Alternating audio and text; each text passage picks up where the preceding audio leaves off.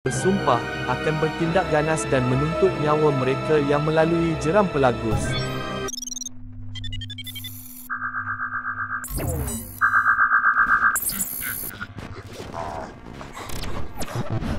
Namanya semakin dilupakan, namun hakikatnya jeram yang terletak di antara Pekan Belaga dan Kapit ini telah meragut lebih 40 nyawa sejak 1970-an. Jeram pelagus digeruni penduduk di sepanjang Sungai Rajang dan kerakusannya menuntut nyawa itu dikaitkan dengan legenda seekor ular besar bergelar Nabau. Penduduk menyifatkannya sebagai berpuaka dan sehingga hari ini, masih ada penduduk yang membuat upacara atau persembahan adat untuk mententeramkan roh jeram itu. Roh jeram itu dikaitkan dengan legenda Nabau, seekor ular besar yang dibunuh dan dicampak ke dalam jeram itu. Berdasarkan cerita orang lama di situ, Nabau menjelma di jeram pelagus sebagai manusia dan cuba bermesra dengan isteri seorang pahlawan di situ. Perbuatan Nabau itu diketahui pahlawan terbabit dan dia menangkap Nabau, mengeratkan badan Nabau kepada 7 bahagian dan mencampakkannya ke dalam jeram. Ekoran perbuatan pahlawan itu, Nabau juga diceritakan sempat bersumpah akan bertindak ganas dan menuntut nyawa mereka yang melalui jeram pelagus. 7 keratan badan Nabau itu kononnya membentuk 7 bongkah batu batan dan jeram yang ganas di sepanjang jeram pelagus, yang kini dikenali sebagai Wong Lapuh, Wong Nabau, Wong Batu Kawi, Wong Sukat, Wong Tilan, Wong Batu Naga dan Wong Pantu. Pada 1970-an, seorang pakar letupan dikenali sebagai Wong, dikatakan terkorban ketika cuba meletupkan sebuah bongkah batu besar di jeram pelagus.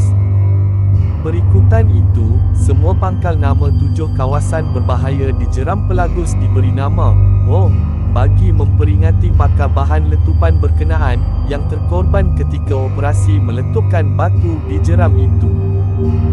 Selepas kejadian ngeri itu, tiada lagi sesiapa yang berani mengganggu jeram berkenaan, yang terus mengorbankan banyak nyawa apabila bot yang dinaiki terkandas diterjah arus deras menghempap bongkah batu yang sentiasa menunggu mangsa untuk dikorbankan. Dari segi sejarah, jeram pelagus didakwa pernah menjadi lokasi ratusan tentera Jepun dipenggal pahlawan Iban pada 1945.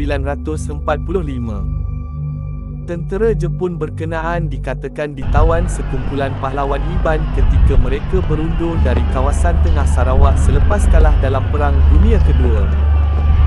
Namun, di sebalik kisah gerun yang dikaitkan jeram itu, jeram pelagus juga dikatakan pernah menjadi pelindung dan benteng pertahanan orang Ulu yang tinggal di hulu Sungai Rejang daripada serangan kaum Iban ketika era ngayau atau memburu kepala pada kurun ke-19.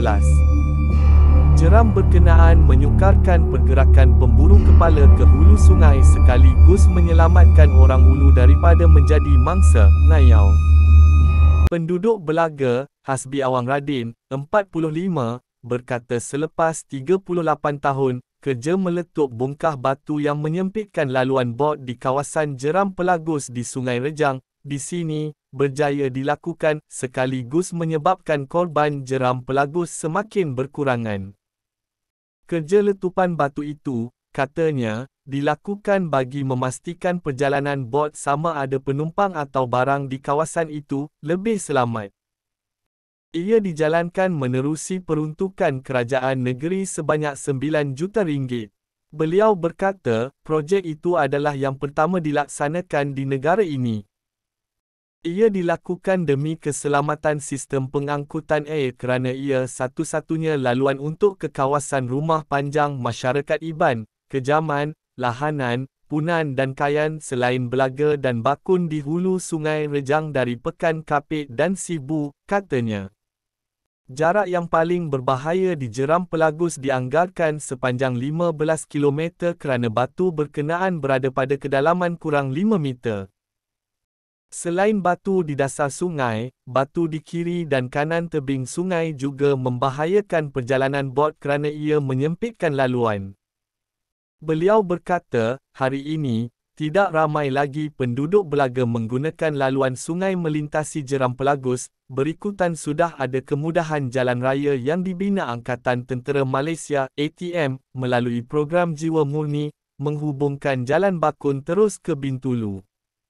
Sekarang, bot ekspres dari Belaga ke Kapit membawa penumpang hanya sekali sehari berbanding dulu, yang lebih kerap, katanya sambil menambah petik terbalik ngauman. Bunyi air deras jeram Pelagus jelas kedengaran terutama ketika hujan lebat pada waktu malam.